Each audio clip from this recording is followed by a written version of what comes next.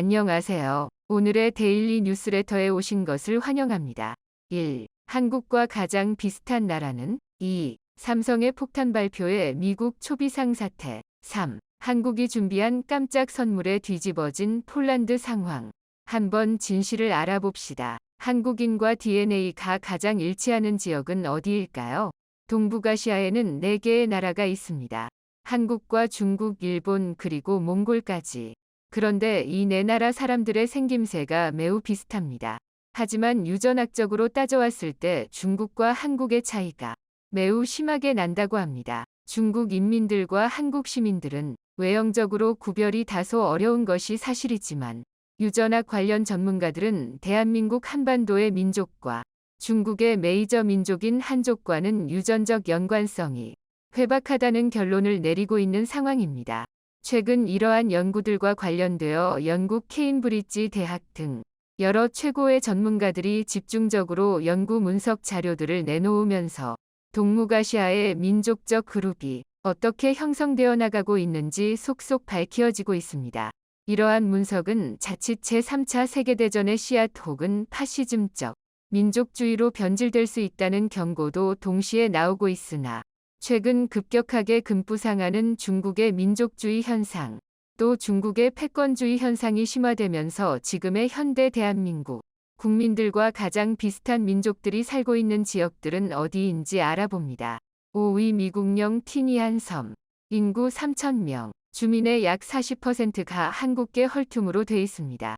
과거 2차 세계대전 태평양전쟁 때 한국인 징용자들의 후예틀입니다. 티니안 섬은 과거 남양군도 태평양 묵마리아나 제도에 위치한 섬으로서 미국령에 소속된 지역입니다. 역사에는 스페인이 태평양의 식민지를 개척하기 시작한 1695년부터 등장하게 되면서 1899년에는 독일이 티니안 섬을 450만 달러에 매입했습니다. 이렇게 티니안 섬은 독일령 식민지가 됐지만 제1차 세계대전의 연합국의 편에 섰던 일본에 패전하였던 독일은 1920년 티니안 섬을 일본에 내주며 이 섬은 일본의 위임 통치령이 되고 말았습니다. 이렇게 일본령이 된 티니안 섬은 주로 일본에 공급할 설탕 농업이 이뤄지게 되었고 당시 대만에 이은 아시아의 두 번째로 설탕 생산량이 많은 섬이 되기도 했습니다.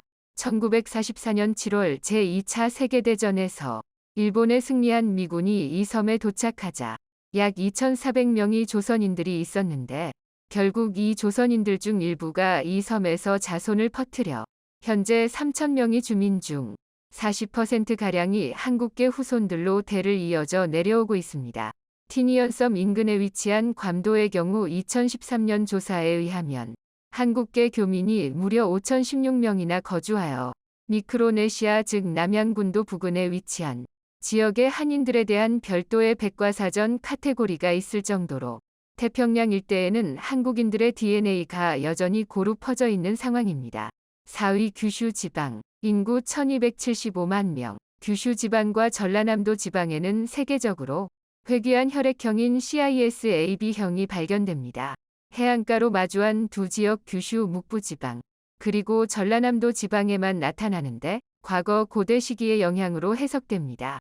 특히 2003년부터는 일본 연구진에 의해 현대 일본인의 선조로 여겨지고 있는 일본의 야요이인들의 DNA와 현대 한국인의 DNA가 일치한다는 일본 도토리대학교 의학부 이노우에 다카오 교수팀에 의해 조사가 이뤄지면서 현대 일본인의 조상이 바로 한국인이라는 연구 결과가 거의 확실시되고 있습니다. 이에 총균쇠의 저자 제러드 다이아몬드 우클라 지리학과 교수는 근대에는 일본인들이 한반도에 들어왔지만 고대에는 한국인들이 일본인들을 지배했었다고 언급을 하며 근대와 고대의 양국의 관계를 해설해 눈길을 끌은 바 있습니다. 3위 산둥반도.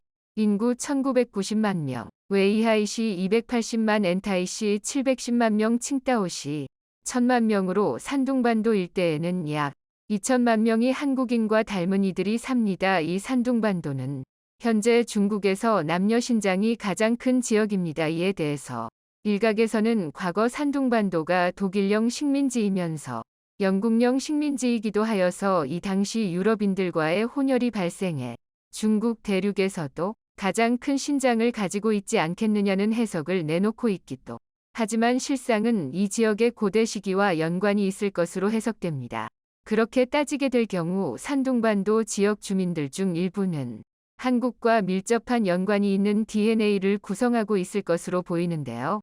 영국 케임브리지에서는 산둥반도와 한국어, 일본어가 민족적으로 연결돼 있다는 문석을 내놨습니다. 현대 일본인 한국인의 조상 중에는 산둥반도에 거주하던 주민과 혈연적 관계가 있다는 문석을 내놓은 것입니다.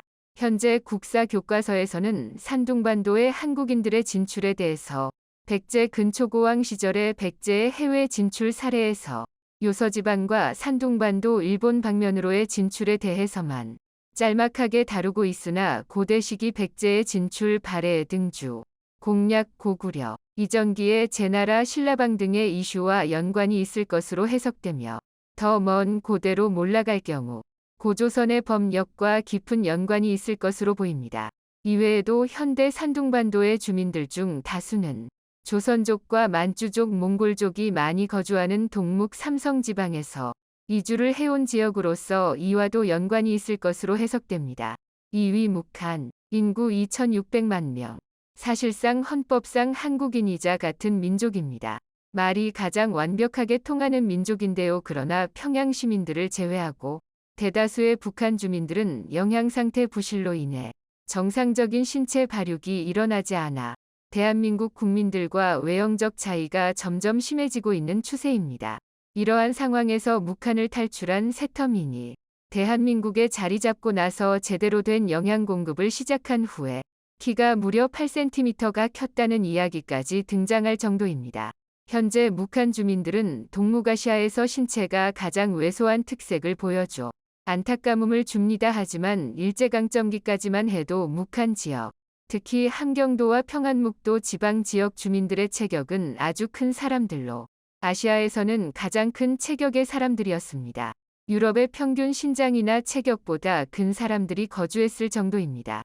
일제강점기 일본 사회학자 미츠히코 기무라가 1940년 남북한 지역 평균 신장을 조사했는데 북한의 경우 1634cm, 남한의 경우 1623cm로 북한이 남한보다 11cm 겹고 일본 열도보다 최대 8cm 정도의 평균 차이를 보이는 지역이었습니다. 안타깝게도 근래 들어서는 유엔 산하 식량농업기구와 유엔 아동기구의 조사에 의하면 2018년부터 2020년까지 김정은이 집권하는 동안 북한 주민의 영양결핍 인구 비율은 422%에 달해 아시아에서 가장 심각한 상황으로 발표하였습니다. 이 때문에 통일 이후 북한 주민들의 영양 부족 해결 문제는 매우 큰 과제가 될 것으로 보입니다. 안타깝게도 영양 부족 상태에서 청소년기를 보내게 될 경우 성인이 됐을 때 더 이상 성장을 하지 못하는 경우가 발생하여 조속한 통일이 시급하다는 지적이 나옵니다. 1위 만주, 인구 9천만. 중국 동북 삼성에는 여진족, 몽골족, 조선족들이 거주 중입니다.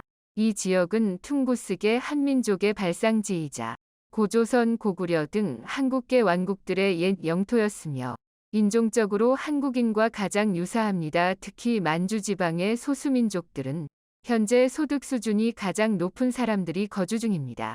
독일 IZA 노동경제연구소 측 연구보고에 의하면 현재 동북 삼성의 소수민족을 이루고 있는 만주족, 몽골족, 한국계, 조선족 3개 집단이 중국 내 소수민족 중에서 가장 소득 수준이 높은 것으로 나타났을 정도로 경제력과 교육 수준이 높게 나타나 중국 한쪽보다 가장 잘 사는 민족들로 분류가 이뤄지고 있는 상황입니다.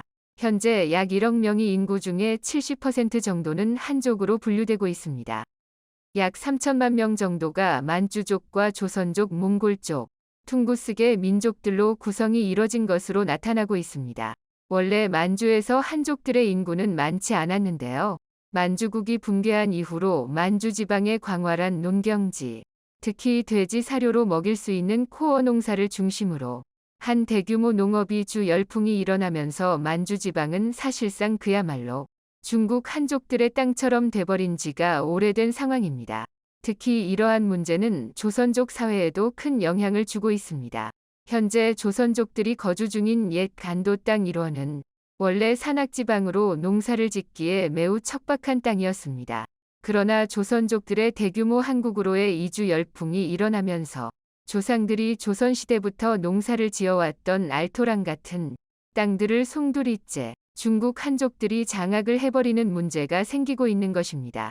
이에 조선족 사회에서는 조상들이 일군 땅만큼은 지키자는 움직임이 한때 있었으나 중국 당국의 철저한 감시로 인해 이 같은 민족주의적 노력은 최근 들어 빠르게 와해되고 있는 상황입니다. 여기에 더해 만주 쪽 문화와 언어가 말살된 것처럼 조선족의 한글이나 한국어 사용도 탄압을 받을 확률이 점차 높아지면서 만주 지방의 또 다른 사회 문제로 등장할 가능성이 점점 농후해지고 있습니다.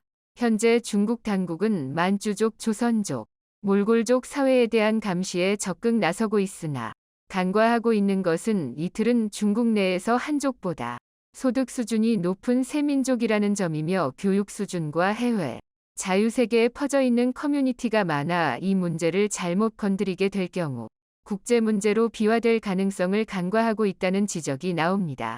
오늘은 한민족과 가장 비슷한 DNA를 갖는 나라와 지역들을 살펴봤는데요. 어떠셨나요? 생각보다 한국인들의 DNA가 고대로부터 근대까지 다양한 지역에 확산돼 있다는 것을 알 수 있었습니다. 이외에도 러시아의 사할린 또 고려인들이 정착한 중앙아시아 지방 등도 있으나 현재 고려인 동포 송환 사업, 사할린 동포 송환법이 시행되기 시작하면서 한국으로의 귀환 작업이 진행되는 상황입니다. 앞으로 한민족의 지도는 더욱 커지게 될까요? 아니면 소멸이 될까요? 미국 정부가 자국의 반도체 공장을 짓는 기업들의 수조 원의 보조금을 지급하는 대가로 반도체 기업의 핵심 기밀인 수율, 생산품 중 정상품 비율, 과생산량, 핵심 소재, 공장 가동률 등을 제출하라는 황당한 요구를 했습니다.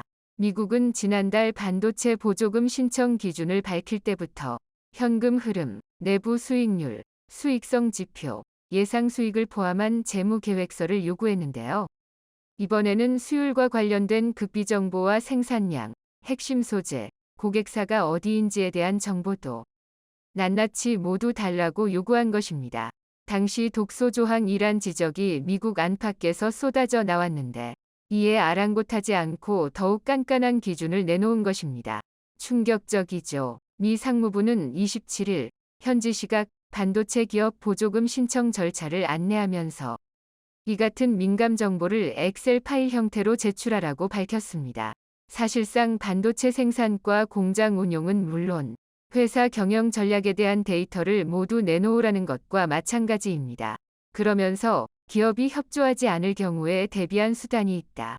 거기까지 가지 않기를 바라지만 그래야 한다면 그럴 것이라며 사실상 협박을 하고 있습니다.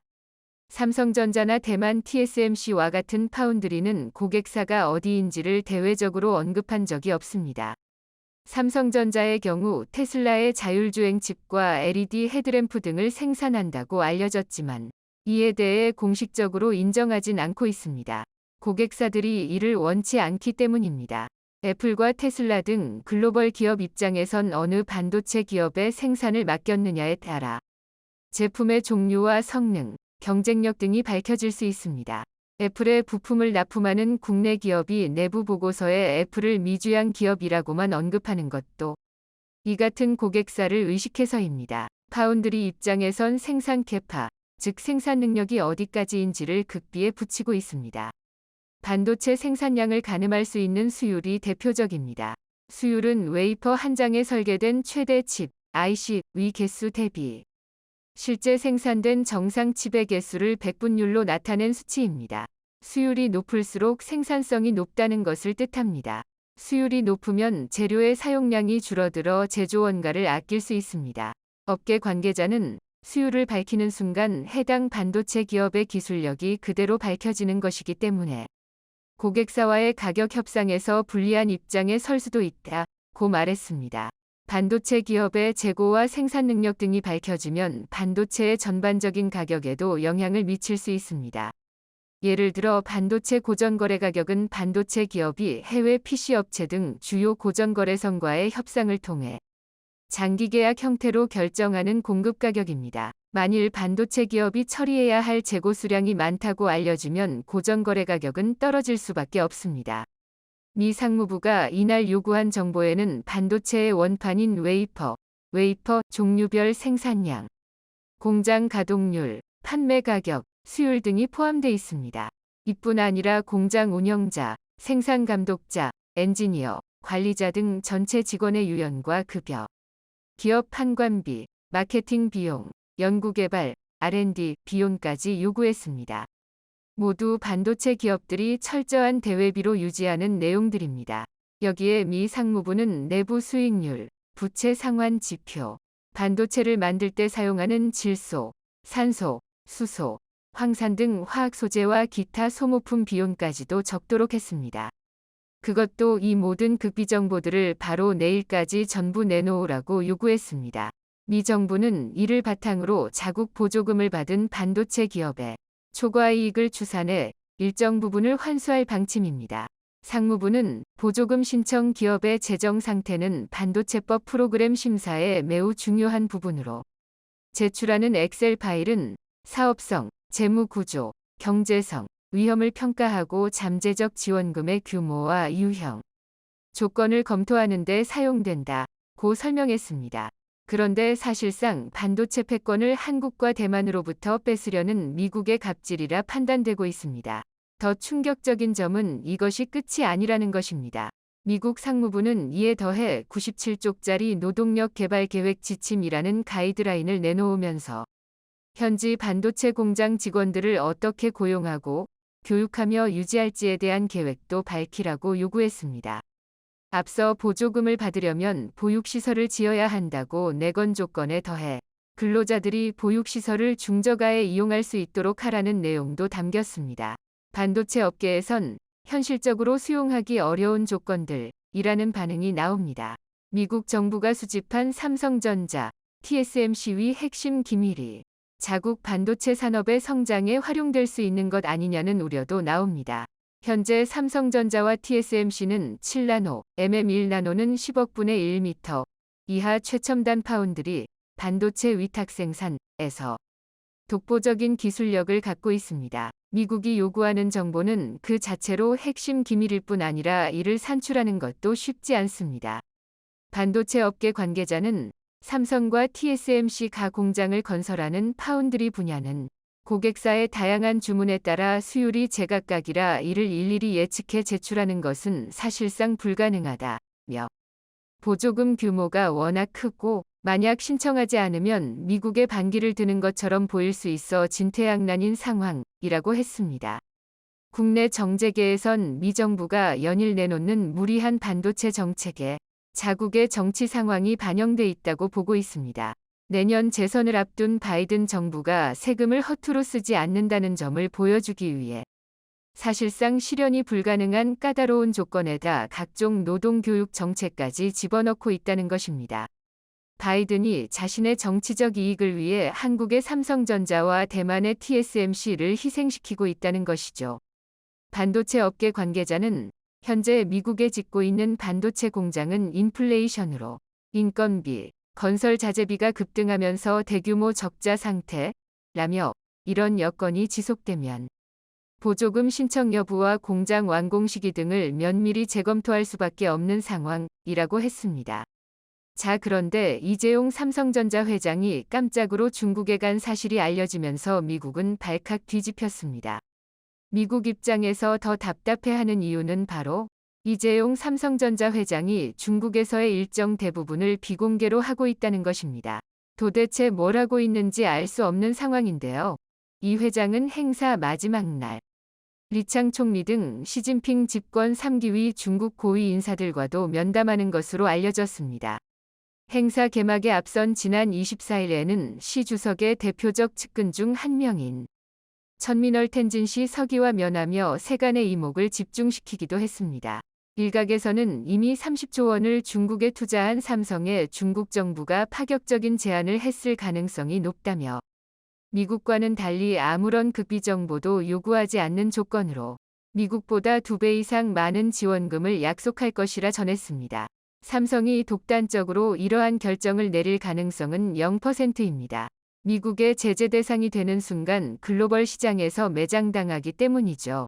자, 그런데 TSMC까지 합세하면 이야기는 완전히 달라집니다. 삼성과 TSMC가 한 번에 미국의 등을 돌리게 되면 바이든은 아무것도 할 수가 없습니다. 삼성과 TSMC 파운드리가 미국의 반도체 공급을 끊어버리는 순간 우리가 알고 있는 미국의 모든 대기업들이 한순간에 마비되어 버립니다. 세계의 GPU 회사 엔비디아와 세계 시가총액 1위 회사 애플 뿐만 아니라 반도체를 필요로 하는 아마존, 알파벳, 메타 등도 모두 마비되어 버리죠. 아무것도 할 수 없습니다. 심지어 테슬라도 자동차 생산을 완전히 멈춰버려야 합니다. 인텔의 파운드리 공장이 완공되기를 기다려야 하는데 인텔의 파운드리는 삼성과 TSMC에 한참 뒤처져 있기 때문에 사실상 복구를 위해서는 수십 년이 소요될 수도 있습니다. 사실상 불가능하다는 이야기죠. 자, 그런데 놀랍게도 TSMC도 삼성의 편에 서는 분위기입니다. 최근 미국의 무리한 요구에 대해 강하게 비판하던 TSMC가 반대로 중국에는 조단위 투자를 알렸습니다. 세계 최대 파운드리 업체 대만 TSMC는 중국 난징 공장에 추가 반도체 라인을 설치하기 위해 28억 달러, 약 3조 1130억 원을 투자한다고 알렸습니다. 중국도 대만 모든 기업에 제재를 가하는 와중에 또 TSMC에는 아무런 제재도 하지 않고 오히려 특혜를 퍼다주고 있습니다. 이렇게 삼성과 TSMC를 자신의 정치적 이익을 위해 회생시키려다 날벼락을 맞은 바이든. 한국에 제대로 열받은 바이든이 이제는 대놓고 일본에만 특혜를 주며 한국을 공격하기 시작했습니다. 타깃은 미국에서 너무나도 잘 나가고 있는 한국의 현대기아차. 바이든이 미국에 수십조 원을 투자하기로 한 한국의 현대기아차에는 뒤통수를 치더니 아이오니크 5 한국에 비해 미세먼지 수준으로 투자한 일본에는 보조금 혜택을 주겠다는 대놓고 차별을 하기 시작했습니다. 이에 바이든이 속한 미국 민주당의 핵심 의원마저 바이든을 비판하고 나섰는데요. 형평성에 어긋나도 한참 어긋난다며 이런 식으로 황당한 차별 외교를 하다가는 미국이 전 세계로부터 고립될 수 있다고 경고했습니다.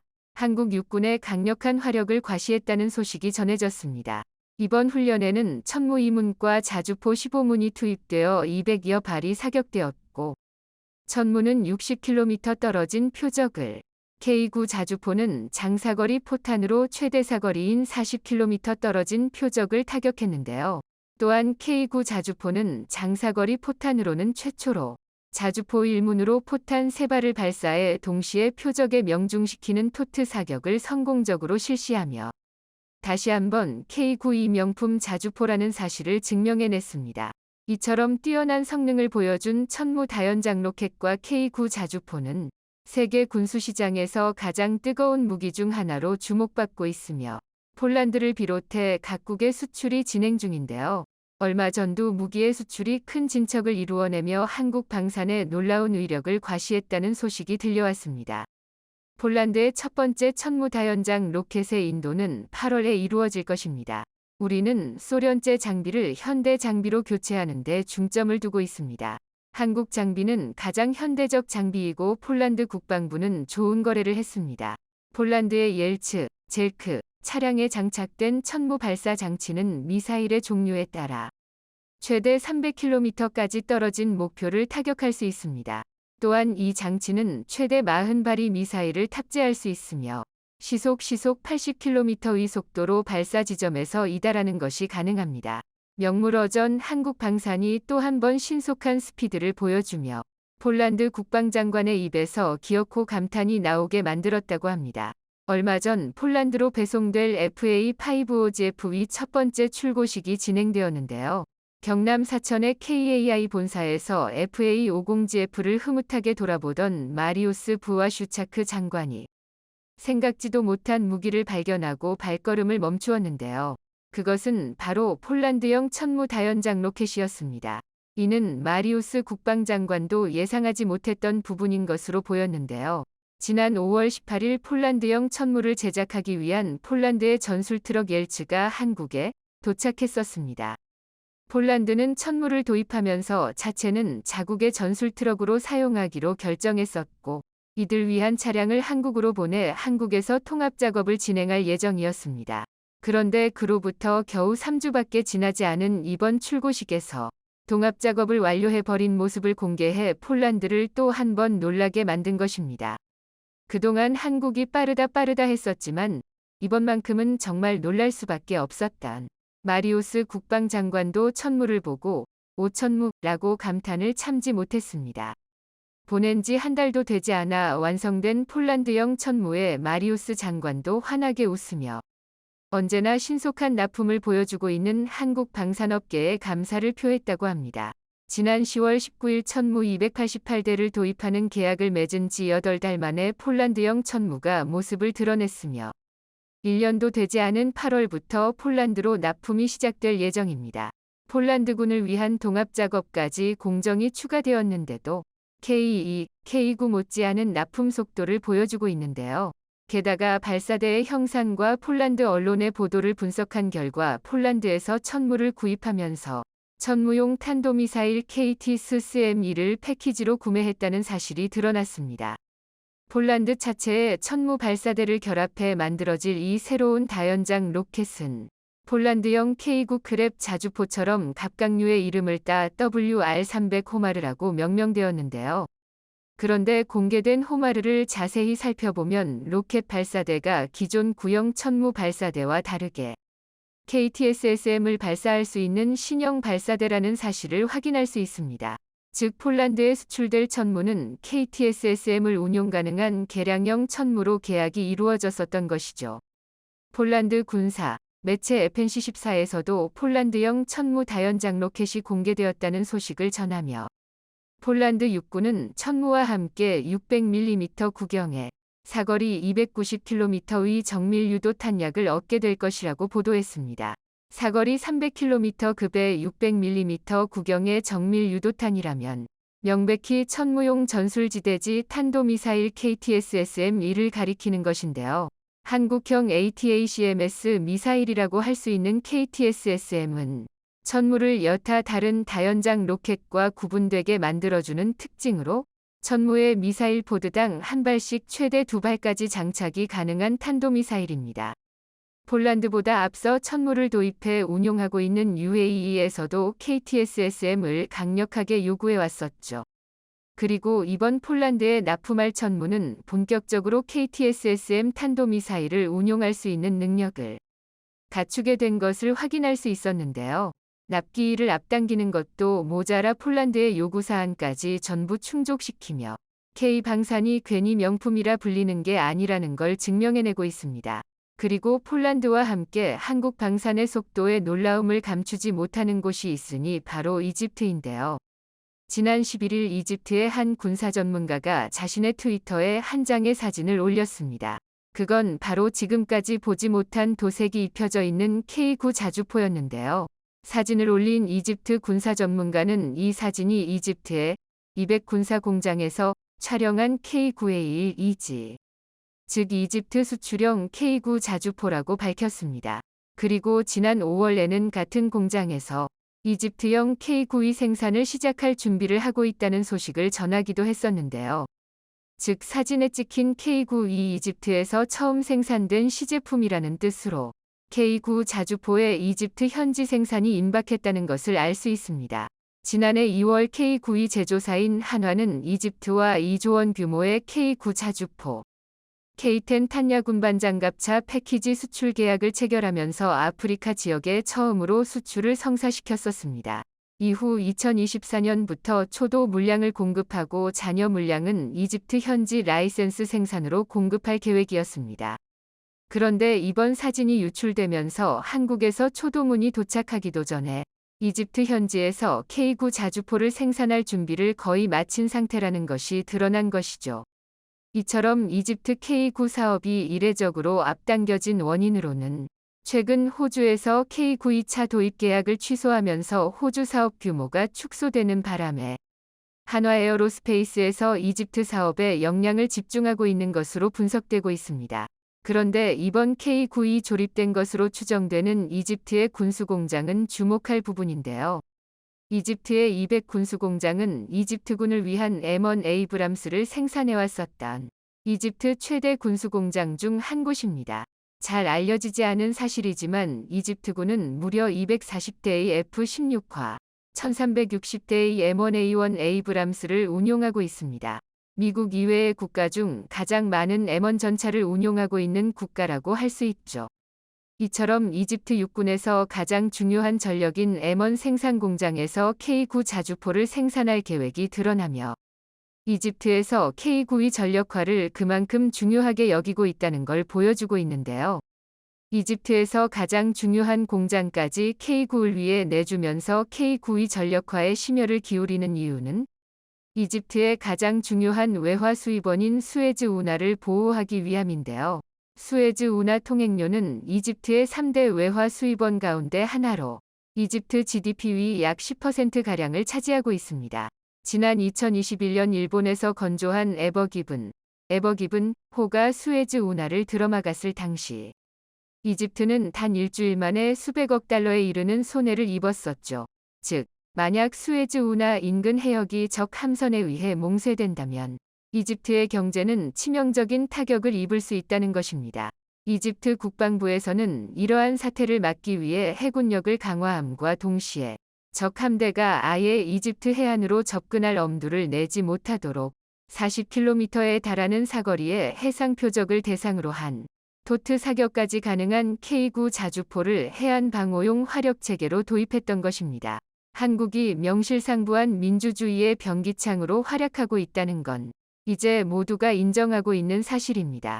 최근 한국 무기 도입에 관심을 보이고 있는 체코 언론에서도 유럽의 무기에 대한 굶주림을 한국은 불과 3개월 만에 채워줄 수 있었지만 미국은 앞으로 몇 년은 더 기다려야 합니다라는 제목의 기사들 보도하며 미국과 유럽의 군수공장이 밀려드는 수요를 감당하지 못하는 지금 아시아의 군수 강국 한국이 유럽 시장을 성공적으로 차지하고 있다고 말했는데요. 해당 기사에서는 이웃한 폴란드에서 도입한 K9, 천무, K2, FA50 등 한국 무기들의 뛰어난 성능과 신속한 납품을 강조하며 특히 한국의 유럽 진출이 폴란드와 마찬가지로 군을 현대화하고 있는 체코에게도 큰 기회가 될 수 있다고 강조했습니다. 현재 체코 국방부는 전력 보강을 위해 신형 전차 50여 대를 도입하는 사업을 추진 중으로 현 시대 최강의 전차로 꾸미고 있는 K2 흑표, M1 에이브람스, 레오파르트 2가 체코에서 대결을 펼치게 되었습니다. 원래라면 체코와 국경을 맞대고 있는 독일의 레오파르트 2가 가장 유력한 후보였을 테지만 폴란드가 독일을 버리고 한국을 선택한 후 성공적인 무기 도입을 보여주면서 체코 여론이 한국의 호의적인 방향으로 흘러가고 있어 결과를 예측하기 어려운 상황입니다. 이런 상황에서 이집트와 폴란드에서 보여준 신속한 납기로 한국의 생산 능력이 여전하다는 것을 보여주면서 앞으로 진행될 체코 수주전에서 한국이 유리한 고지를 차지할 수 있을 것 같습니다. 지난해 한국 방산업계는 찬사를 받아야 마땅한 엄적을 이루어냈었습니다. 무기 수출량을 74%나 끌어올리며 한국을 단숨에 세계 9위의 방산 수출 강국으로 부상시켰었죠.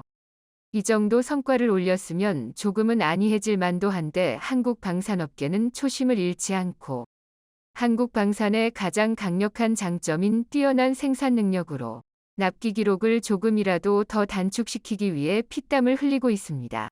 오늘도 K방산의 신화를 만들어 나가고 있을 자랑스러운 방산 역군들에게 박수를 보냅니다. 영상이 도움이 되셨다면 구독과 좋아요 부탁드리며 오늘도 감사합니다. 최고로 멋진 하루 보내시길 바랄게요.